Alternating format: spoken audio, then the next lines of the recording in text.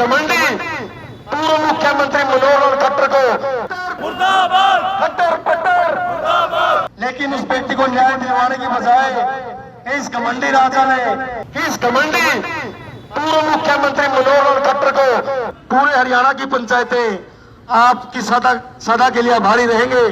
25 तारीख को करनाल की जनता ने इस अहंकारी और घमंडी पूर्व मुख्यमंत्री मनोहर लाल खट्टर को हराने का काम करना है।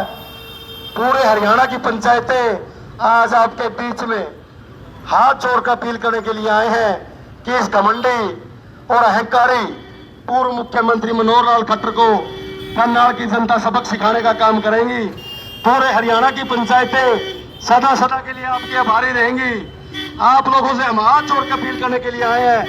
इस कड़कती गर्मी में हरियाणा के कोने कोने से सभी पंचायतों के लोग आज करनाल की जनता से हाथ जोड़कर अपील करने के लिए आए हैं कि साथियों, इस पूर्व मुख्यमंत्री मनोहर लाल खट्टर ने आपके हर वर्ग को अपमानित करने का काम किया। आपकी बहन बेटियों को ऊपर लाठियां चलवाने का इस मनोहर लाल खट्टर ने किया। आपके किसान और मजदूर का अपमान इस मनोहर लाल खट्टर ने किया। आपके मजदूर मनरेगा के साथियों का अपमान इस मनोहर लाल खट्टर ने किया। आपकी पंचायतों का अपमान इस मनोहर लाल खट्टर ने किया। हम करनाल की जनता के सदा के लिए आभारी रहेंगे। करनाल की जनता से हाथ जोड़कर अपील करने के लिए आए हैं कि इस घमंडी पूर्व मुख्यमंत्री मनोहर लाल खट्टर को 25 तारीख को आपने हरा और आपके हर वर्ग के अपमान का बदला लेने का काम करना है। खट्टर सरकार मुर्दाबाद, खट्टर मुर्दाबाद, खट्टर पट्टर मुर्दाबाद। आज आपके बीच में लोकसभा करनाल के आम जनता के बीच में इस घमंडी और अहंकारी पूर्व मुख्यमंत्री मनोहर लाल खट्टर को भारी वोटों से हराने का काम आप लोग करेंगे। ये हरियाणा की पंचायतें सदा के लिए करनाल की जनता की आभारी रहेंगी।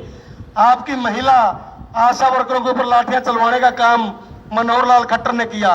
पंचकुला के अंदर नित्य डेरा प्रेमियों को गोलियों से मरवाने का काम इस मनोहर लाल खट्टर ने किया। साथियों, वो आपकी बेटी थी शिक्षा डागर, जिसके साथ खेल मंत्री संदीप सिंह ने दुर्व्यवहार किया, लेकिन उस बेटी को न्याय दिलवाने की बजाय इस घमंडी राजा ने उस आपकी बेटी को ही आंगनवाड़ी वर्कर हो सबके ऊपर लाठियां चलवाने का काम इस मनोहर लाल खट्टर ने किया। आपके किसान और मजदूर का अपमान करने का काम किया। पंचकुला के अंदर नित्य डेरा प्रेमियों के ऊपर गोलियां चलवाने का काम इस मनोहर लाल खट्टर ने किया। आपके हर वर्ग का अपमान करने का काम इस मनोहर लाल खट्टर ने किया। आज हरियाणा की ग्राम पंचायतें आपके बीच में हाथ जोड़कर अपील करने के लिए पहुंचे हैं कि मनोहर लाल खट्टर को हराने का काम करना है। सदा के लिए हरियाणा की ग्राम पंचायतें करनाल की जनता की आभारी रहेंगी। हम आपसे हाथ जोड़कर अपील करने के लिए आए हैं। इस घमंडी पूर्व मुख्यमंत्री मनोहर लाल खट्टर को सबक सिखाने का काम करें और भारी वोटों से हराने का काम करें।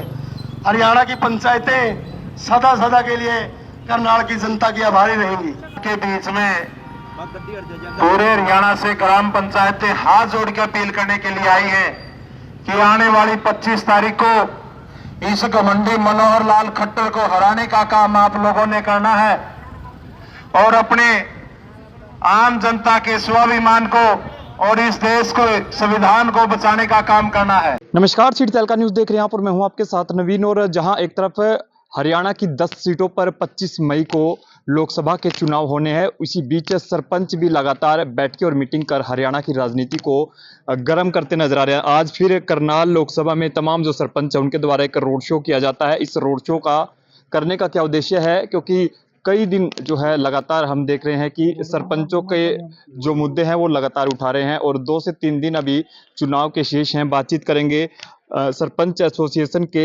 महासचिव हैं ईशम सिंह जाम, उनसे बातचीत करेंगे। सर, आज फिर करनाल के अंदर आप लोगों ने रोड शो किया, क्या कुछ कहना चाहेंगे? आज हमारे करनाल लोकसभा के सभी सरपंच आए हुए थे और हरियाणा के ब्लॉक अध्यक्ष, जिलाध्यक्ष और प्रदेश की 25 सदस्यीय कमेटी आई हुई थी और उसमें सरकार की गलत नीतियों के बारे में सभी करनाल वासियों को अवगत कराया कि जिसने भी इन जो जिसने भी सरकार से मांग की, किसी प्रकार से गलत नीतियां का जो मांग की, उसको लठ मारने का सरकार ने काम किया। चाहे वो आंगनवाड़ी है, चाहे वो मिड डे मील है, चाहे वो आशा वर्कर हैं, चाहे वो टीचर हैं, चाहे वो किसान हैं, चाहे वो जो खेल के जो खिलाड़ी थे उनको भी लठ मारने का काम किया, और चाहे वो सरपंच हैं, सबको सरकार ने लठ मारने का काम किया। जो जो इन्होंने कारनामे किए उसको सारे शहर को बताने का काम किया। आज सरपंचों ने रोड शो निकाला और कम से कम उसमें 400-500 गाड़ियां थी और कम से कम 1500 लोग थे, वो सरपंच थे। और जो जो नीतियां, गलत नीतियां हैं, जैसे ई टेंडरिंग का इन्होंने सरपंचों पर थोपा है। ई टेंडरिंग का ये है कि 6 महीने 5-6 महीने तो उसका टेंडर होने का प्रोसेस है। उसके बाद कोई दूर का ठेकेदार ले लेता है, वो अपने पास के टेंडर करता है, और यदि उसके पास के टेंडर उसको और हो जाते हैं तो उनको छोड़ देता है। 5-6 महीने का फिर प्रोसेस हो जाता है।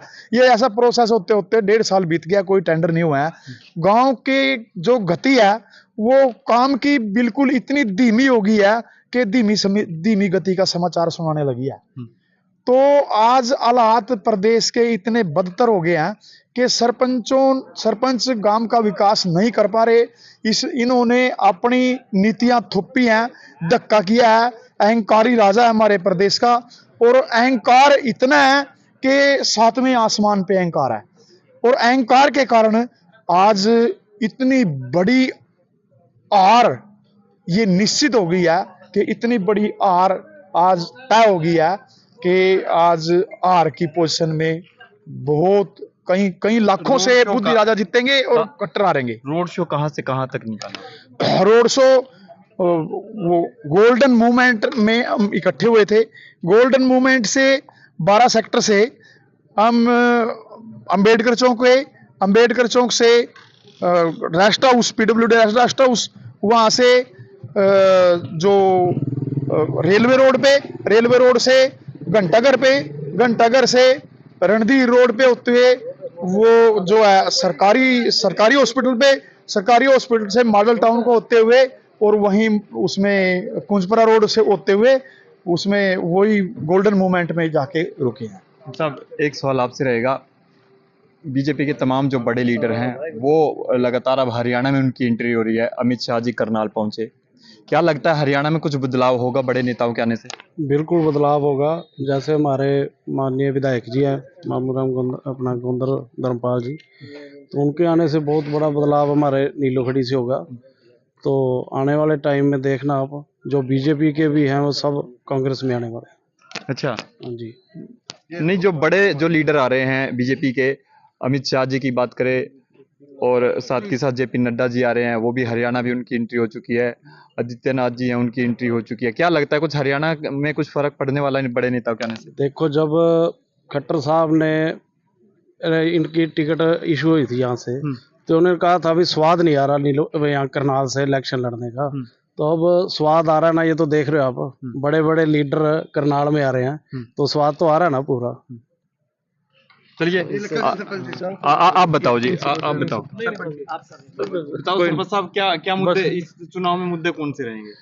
चुनाव में तो जी कांग्रेस सबसे ऊपर लीड करके जीतेगी यहाँ से जी। नीलोखेड़ी से, करनाल से, सारे पुराने सरपंच, नए सरपंच, सब जिला परिषद के मेंबर सारे लगे हुए हैं जी, साथ में हैं जी सारे जी।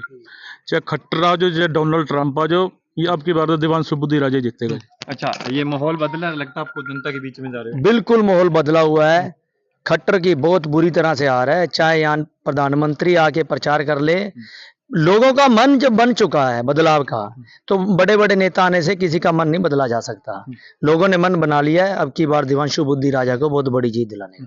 स्थिति क्यों बनी सर ऐसी, क्या लगता है? ये तो CM सिटी रहा है करनाल। तो ऐसा है कि वास्तव में इन्होंने अपने कार्यकर्ताओं की उपेक्षा करना शुरू किया, और ये लोग अपने कार्यकर्ता जो जड़ थी उनकी उपेक्षा करने के साथ साथ यह राज भोग में इतना मस्त हो गए कि सभी को ये भूलते चले गए। सबसे बड़ा कारण यह है, और साथ ही साथ जो नौजवानों की बेरोजगारी है और महंगाई, ये दोनों जो है जनता त्रस्त है। इसके कारण जो है इसका चुनाव पे भाजपा के ऊपर कुप्रभाव पड़ रहा है।